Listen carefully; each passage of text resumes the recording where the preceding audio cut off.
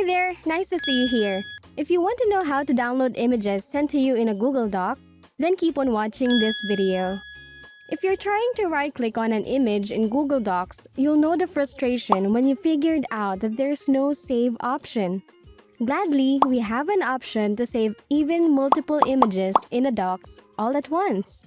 In your doc, go to File, Download As, and click Web Page. It will be downloaded as a zip file. Open the file from your downloads, and you will see the Images folder. You should find each image from the doc, extract it, and save it to your computer. Easy! If you have any questions, feel free to comment down below.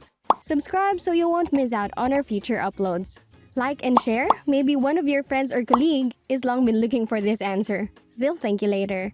See you on our next video. Bye!